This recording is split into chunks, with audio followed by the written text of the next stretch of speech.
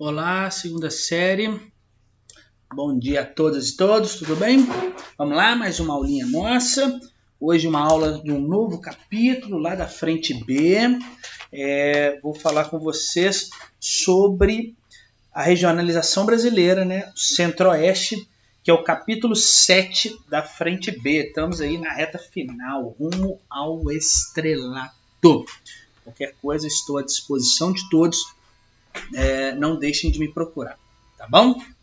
Então vamos lá, Centro-Oeste brasileiro. Então, a primeira coisa é pensar que a região Centro-Oeste é um local que abriga aí impressionantes paisagens do Cerrado, tá? As famosas chapadas, né? O Cerrado com suas chapadas, nós vamos ter uma imagem aqui logo, né? Nós temos a presença do Pantanal com seus rios, com suas lagoas, né? Rico em biodiversidade, é um bioma que só existe no Brasil, esse complexo aí. Não existe em nenhum outro lugar do mundo. Então olha aí, mas parece que não importa para muitas pessoas, né? Já que a gente tem degradado demais esse bioma, tá? Durante muitos anos a região Centro-Oeste, né? Durante os primeiros séculos de ocupação do Brasil, vamos dizer assim, a região era tida como um espaço vazio, inóspito, de difícil acesso, tá? E a partir da segunda metade do século XX aí, novos projetos estatais, sobretudo, dedicaram-se a ocupar essa região que era então conhecida por ser um vazio demográfico, tá? Na década de 60, ela ganhou ainda mais importância, né, com a inauguração da capital do Brasil, né, Brasília.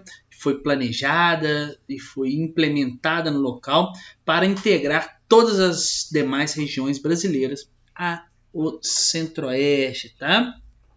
Desde a sua construção, os processos de desenvolvimento econômico e de crescimento populacional do Centro-Oeste, né, foi intensificado aí, né, no seu entorno devido a esse planejamento e sua construção. Tá bom? E claro, né, nós temos hoje uma expansão do chamado agronegócio. O Centro-Oeste hoje é economicamente uma das regiões mais promissoras e urbanizadas do Brasil por conta do agronegócio. Beleza? Então vamos ver alguns aspectos aqui depois dessa introdução. Vamos lá. O Centro-Oeste tem a segunda maior área, tá? Entre as regiões brasileiras, aproximadamente aí 1.606.000, ok? 239 quilômetros quadrados, tá? Ele perfaz aí aproximadamente 18,8% de todo o território brasileiro. Se divide entre os 3 estados que nós estamos vendo aí, mais um distrito federal. E devido à sua localização central no Brasil, ele faz contato com todas as outras regiões brasileiras, tá? A região norte, aqui, a região nordeste, a região sudeste e a região sul, tá bom? Então ele faz fronteira com todas as regiões brasileiras. O maior estado aí que nós temos é o Mato Grosso, seguindo o Mato Grosso do Sul e depois Goiás, tá bom? E aí o que eu posso dizer? Apesar do intenso crescimento populacional, consequentemente, né, o crescimento urbano do Centro-Oeste nas últimas décadas, é uma região que apresenta a menor população absoluta no Brasil. Tá? Então, é a que apresenta menor população absoluta. E em função da sua grande extensão territorial, como eu disse para vocês, a segunda maior área, né, essa grande extensão territorial, mais uma população, de certa forma, reduzida, né, significa que eu tenho uma baixa densidade demográfica no Centro-Oeste, tá? A densidade demográfica do Centro-Oeste é de mais ou menos 10,1 habitantes por quilômetro quadrado, é muito baixa, tá? É uma região composta principalmente de migrantes oriundos dos outros estados brasileiros e também, claro, dos povos originários que lá viviam, tá bom? Apresenta uma grande diversidade cultural, então, por conta desses aspectos. Muitos imigrantes e também os povos indígenas, tá bom? De todas as regiões brasileiras, né, o Centro-Oeste foi a que apresentou aí as maiores alterações, ou as alterações mais recentes, vamos dizer assim, no mapa, tá? Por exemplo, em 1956 nós tivemos aí a construção de Brasília, tá? O governo tirou parte do território de Goiás aqui para a construção de Brasília. Em 77 o Mato Grosso foi dividido, acreditem, isso tudo aqui era Mato Grosso, aí ele foi dividido, né, dando origem aqui ao Mato Grosso do Sul. E em 88 nós tivemos aqui Goiás, também foi dividido, isso tudo aqui pertencia a Goiás, e aí Goiás foi dividido aqui, né, para a criação do estado de Tocantins, tá, que pertence à região norte do Brasil. Beleza? E aí, pessoal, inicialmente o Centro-Oeste ele era habitado, claro, por povos indígenas, tá? Os tupis, sobretudo, eram muito oriundos aí dessa região. No século XVIII, a região se tornou o destino dos bandeirantes, tá? Que começaram a desbravar o interior do território brasileiro em busca de ouro e de pedras preciosas, que vocês já sabem dessa história muito bem, além, claro, de realizarem a captura dos indígenas para o trabalho compulsório. Esse era o trabalho dos bandeirantes, né, que são vistos em muitos casos aí até como heróis, né? Enfim. Bom, movidos, né, a esperança de enriquecimento, muitos migrantes vieram de outras partes do Brasil, né, para o Centro-Oeste, em busca aí de um enriquecimento. E nesse período também nós tivemos, já iniciavam no Centro-Oeste uma coisa que ela é muito conhecida, muito característica por isso, que é a pecuária, já começava a ganhar muita importância aí nessa região. Bom, mas ainda assim é uma região de vazio demográfico, como eu falei com vocês, e para garantir a posse desse território, bem como das riquezas que ali estavam sendo encontradas, foram construídos aí muitos fortes militares, tá? E em torno desses fortes foram surgindo aí aglomerações urbanas que evoluíram mais tarde para muitas cidades que nós temos no Centro-Oeste, tá? Um exemplo claro desse é o Forte de Coimbra, que fica na cidade de Corumbá, tá bom? É uma importante cidade, né, do Mato Grosso do Sul, que faz divisa aí com a Bolívia e também com o Paraguai, tá bom? Deixa eu ver o que mais que eu posso dizer sobre a região. No fim do século XIX, eu vou até passar esse slide aqui. No fim do... Não, aqui era para eu falar da construção de Brasília, né? Esqueci. Peraí. Faltando um slide aqui que eu ia mostrar para vocês, mas enfim, deixa essa aí mesmo. No fim do século XIX, pessoal, o Centro-Oeste ele foi palco aí da atuação de um cara chamado Marechal Cândido Rondon. Eu copiei a imagem para mostrar para vocês aqui do Cândido Rondon e não sei onde eu coloquei mais. Oh, meu Deus. Não colei ela aí, né? Vacilo. Mas então, nós tivemos aí a atuação do Marechal Cândido Rondon. O Cândido Rondon ele liderou diversas expedições no Centro-Oeste aí para a construção, principalmente, de linhas telegráficas. E essas linhas telegráficas, elas contribuíram muito para expandir a rede de comunicação brasileira, tá? E aí acabou conectando o Brasil, conectando o Centro-Oeste, né? Conectando o próprio Brasil, vamos dizer assim, e conectando o Brasil a países aí como a Bolívia, o Peru e também o norte brasileiro, que estava também muito esquecido, tá? E claro, o Marechal Rondon, como fruto dessas expedições, ele deixou um legado muito grande de trabalhos aí científicos que são reconhecidos até hoje mundialmente, né? Principalmente as contribuições do Marechal Rondon no mapeamento da região Centro-Oeste, nas pesquisas e registros que ele fez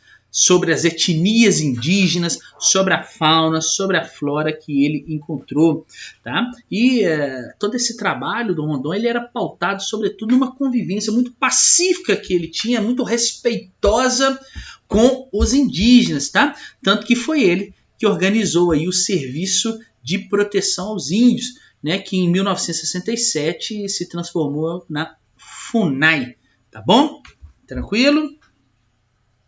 E aí, pessoal, dando continuidade, no século XX, né, nós tivemos aí a presença do governo do Getúlio Vargas, que promoveu uma marcha para o oeste, também numa tentativa de ocupação, né, com o objetivo de expandir a fronteira agrícola, tá, no Centro-Oeste. E essa ideia dele expandir a fronteira agrícola é porque ele gostaria de atender, né, de abastecer de produtos primários o Sudeste, que encontrava-se no início aí do seu processo industrial. Então, muita gente vivendo no Sudeste precisa de alimento. E aí ele começa a marcha para o Oeste, né, a expansão da fronteira agrícola como forma de abastecer o Sudeste. E essa expansão ocorreu em direção ao Centro-Oeste, tá bom? E claro, a integração do Centro-Oeste com o Sudeste, a região mais industrializada, mais rica, mais urbanizada do Brasil, ela acabou se integrando, né, de forma bem intensífica, né, com a construção de, aí agora sim eu passo o slide, com a construção de Brasília, tá bom? Isso fez com que a região Centro-Oeste se integrasse à região mais industrializada do Brasil e também, claro, que para chegar em Brasília nós tivemos que criar uma infraestrutura de transportes, principalmente de rodovias que ligassem a capital aos outros lugares. Isso acabou integrando e ocupando também a região Centro-Oeste ao restante aí do Brasil, tá? Em 56, né, aí eu coloquei essa imagem, durante o governo do Juscelino Kubitschek, nós iniciaram-se as obras para a construção de Brasília, a nova capital brasileira, capital federal, tá? E ela foi inaugurada a cidade aí no dia 21 de abril de 1960, tá? E aí eles acabaram na construção de Brasília, deslocando as decisões políticas do Sudeste, né, para o Centro-Oeste. Lembrando que a capital do Brasil era no Rio de Janeiro, tá? A transferência dessa capital federal para o interior do Brasil, né, trouxe uma série de obras de infraestrutura, a construção de rodovias, e isso possibilitou também a integração do Centro-Oeste ao restante do Brasil. Eu já tinha até falado isso um pouquinho também, tá?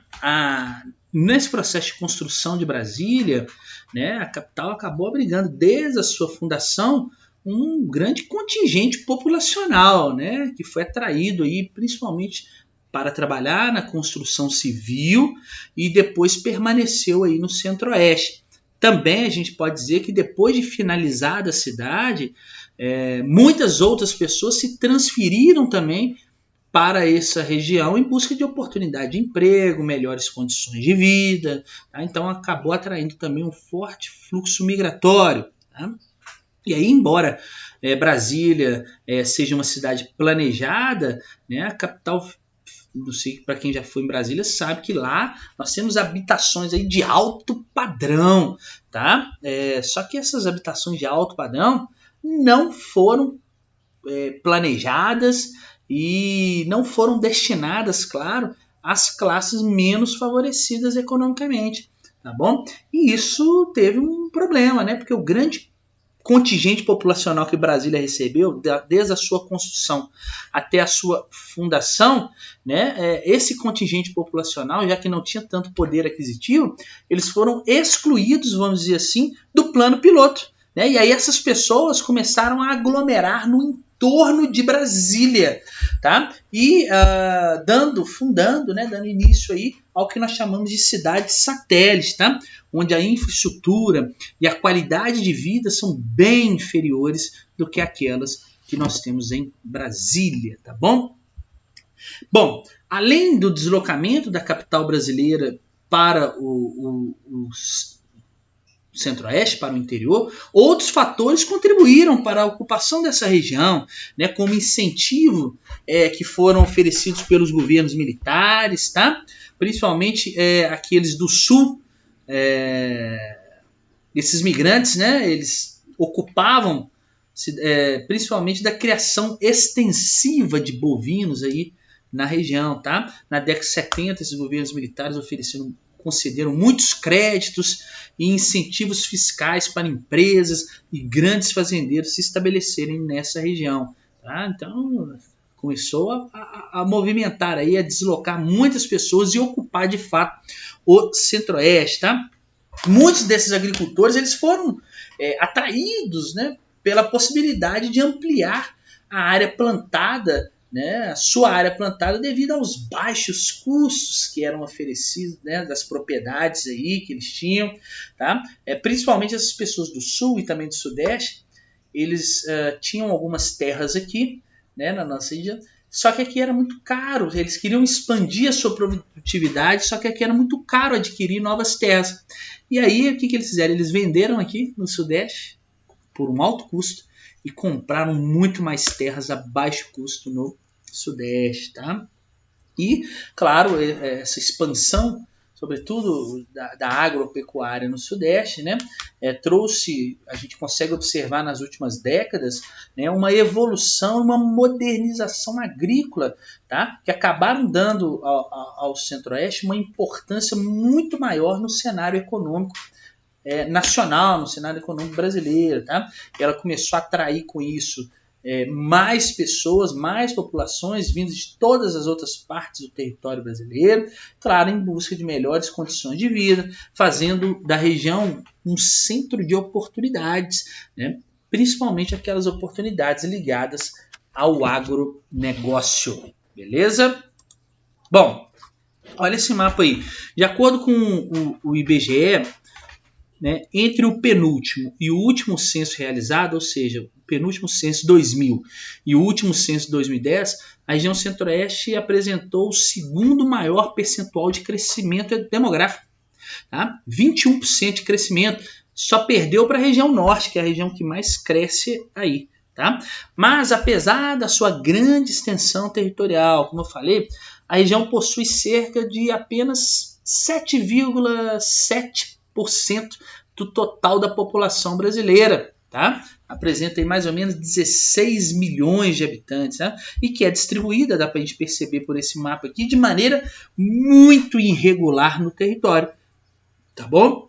Em regiões interioranas, olha, nós temos menos de um habitante, né? É o que nós chamamos aí de vazios demográficos, tá bom?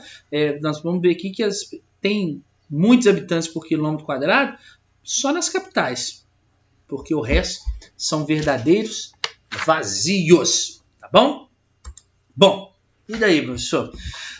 Essa região centro-oeste, ela apresenta uma grande diversidade natural, tá? Nós temos predomina na região o clima tropical típico e a vegetação do cerrado, que nós já vamos ver logo, tá bom? Então nós temos o predomínio aí do clima tropical e da vegetação do cerrado, tá bom?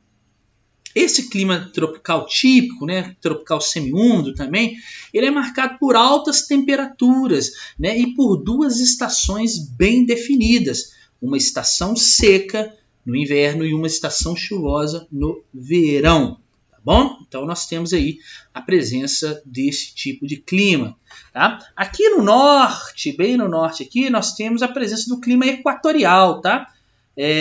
Aqui no extremo aqui do Mato Grosso, que está influenciado, claro, pela localização aqui, né, pela baixa latitude, né, está próximo já à linha do Equador. Então, temperatura elevada o ano todo aqui e muita chuva também o ano todo. Bem na extremidade meridional aqui, na extremidade sul do Mato Grosso do Sul, a gente encontra uma pequena faixa de terra aqui com clima subtropical, tá? Também por influência da latitude, ó, Trópico de Capricórnio, abaixo do trópico subtropical, tá bom? Temperaturas bem mais amenas e as chuvas muito bem concentradas aí no verão, tá? Como eu disse para vocês, nós temos a vegetação predominante aí no centro-oeste oh meu Deus, o que eu fiz?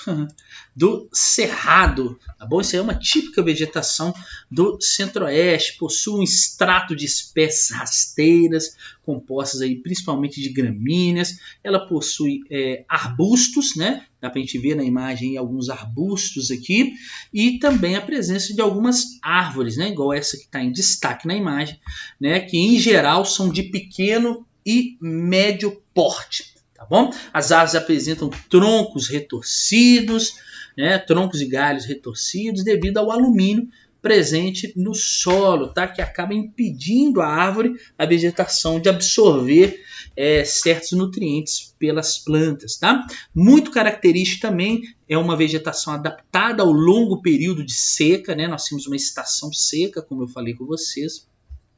E é uma vegetação, então, que apresenta raízes profundas. Tá? As espécies aí acabaram se adaptando para evitar a perda, né, de água pela evapotranspiração. Tá? E aí algumas folhas também do cerrado são a que nós chamamos de coriáceas. Né? São folhas grossas, com pelos, tá? Que são semidecíduas, né? A vegetação ela perde parte das suas folhas aí durante a estação do ano, também para evitar perder muita água. Então, quando chega o período de seca, a folha cai, tá? E aí a vegetação ela consegue manter mais água, ela diminui o processo de transpiração, tá bom? O solo do cerrado, né, predominante aí no cerrado é o latossolo, né, que é um solo arenoso, poroso, bastante evoluído, um solo muito antigo, tá? Já passou por vários processos desde o seu início da decomposição da rocha matriz. Tá? Um solo muito ácido, né, e que no Brasil, aqui, devido à expansão da fronteira agrícola, a gente aprendeu a corrigir a acidez desse solo e plantar no cerrado. Tá? Bom, e aí, pessoal, a expansão econômica do Centro-Oeste, ela que tem causado, claro, graves problemas ambientais ao ecossistema, né, do nosso cerradão aí, do nosso cerrado, tá? O crescimento populacional, a abertura de estradas, de rodovias, vem ocasionando aí a retirada dessa vegetação. Lembre-se que o cerrado é conhecido como a caixa d'água do Brasil. Olha a importância desse negócio aí. Nós temos, fora isso, o uso do agrotóxico, né? O uso agropecuário, né? Daqui a pouco eu falo do agrotóxico, né? Mas o uso agropecuário em si, né? Ele acaba o quê? Gerando assoreamento de muitos rios. Nós vamos ver que tem muitos rios presentes aí no Centro-Oeste. Nós temos a poluição dos rios, das nascentes com os agrotóxicos, agora sim. Tá? Nós temos um excesso de uso de fertilizantes. Tá? Muitos esgotos não são tratados, né? Então, que vem aí principalmente da atividade agrícola, e isso acaba diminuindo o nível de oxigênio dissolvido na água, tá? E acaba provocando uma eutrofização dos cursos da água, tá? Que vai levando, claro, à perda da biodiversidade aquática do local. Beleza? Vamos ver mais aqui. Olha aí, aqui a bela chapada que eu coloquei para vocês. Olha que imagem maravilhosa aí. Quando eu penso no relevo, né, e na hidrografia, que eu vou falar em conjunto com vocês aqui, do Centro-Oeste, né, é marcado pelo predomínio do planaltos e das chapadas. Tá? As planícies ocupam aí uma pequena parte, dá para a gente ver por esse mapa aí. Nós temos a presença de algumas bacias que são muito importantes aqui, e já já nós vamos falar dela. Tá? Olha só, observem um mapa aí né, dos planaltos, em amarelo, então a presença maciça, claro, né, predominante de planaltos, entre as áreas, olha aí, ó, planalto, depressão, dá pra gente ver na imagem aí, tá? E nós temos, claro, a presença de algumas planícies, tá? Essa aí é a famosa Chapada dos Guimarães, tá? Um planalto sedimentar, o topo aplainado aí, ó, tá bom? E com uma área, claro, recoberta aí pelo cerrado, muito bonito, tá? Beleza natural incrível. Bom, uma das grandes riquezas do Centro-Oeste é a hidrografia. Tá? Essa riqueza se expressa, claro, na biodiversidade da fauna, e da flora, do potencial econômico que essa hidrografia tem para a pesca, para as atividades agropecuárias, para as atividades turísticas, para o transporte hidroviário e também para a geração de energia. Tá? Nós temos a bacia aqui, ó, amazônica, né, que banha todo o estado do Mato Grosso aqui. São encontradas as nascentes dos rios que são tributários, né, que são afluentes do rio Amazonas. Aqui nasce o rio Xingu, Guaporé, o rio Juruena. Tá? Nós temos aí a bacia do Paraná, essa mais clarinha aqui, conta aqui no interior, né, do centro-oeste, sul e sudeste, ela pega toda essa porção aqui.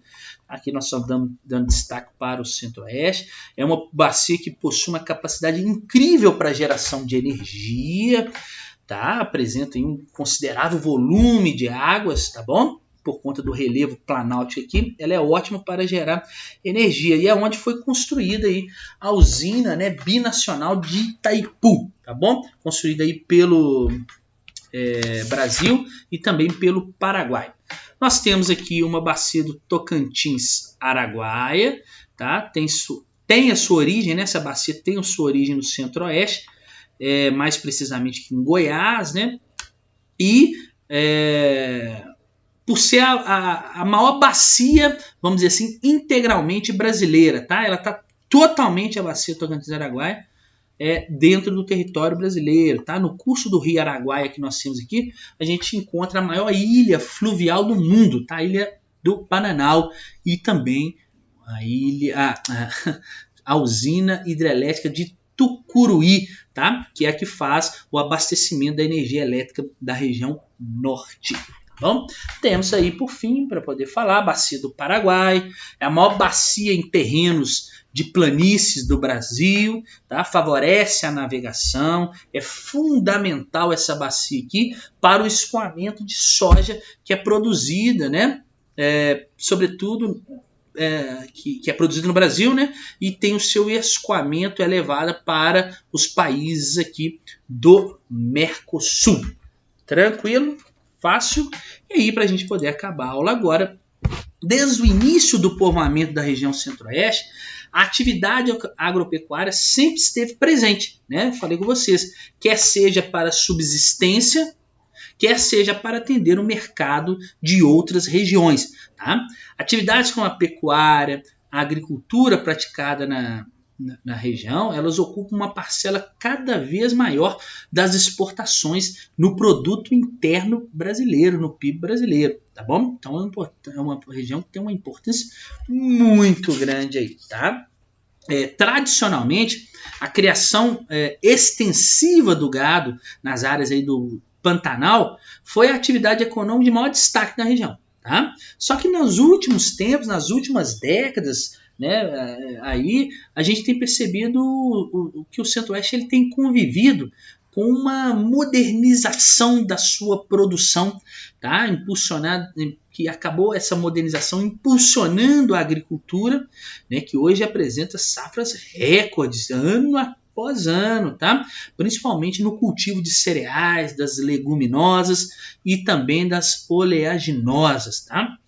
E essa modernização das técnicas, das tecnologias utilizadas no espaço agrícola do Centro-Oeste, elas vêm principalmente a partir da Revolução Verde, que contribuiu para a expansão das atividades. Tá? Lembre-se, a Revolução Verde é uma série de tecnologias que foram criadas para o campo. Tá?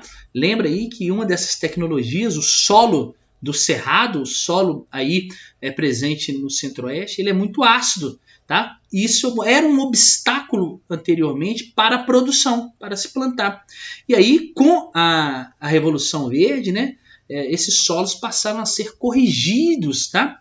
Com a utilização de calcário. E aí você planta, maravilha, show de bola. Tá? E aí, em decorrência disso, o Brasil e a região Centro-Oeste é a maior produtora, por exemplo, de soja, né, do mundo, do Brasil, né, é a segunda maior produtora de milho. Pra vocês terem uma ideia aí, tá? Deixa eu ver.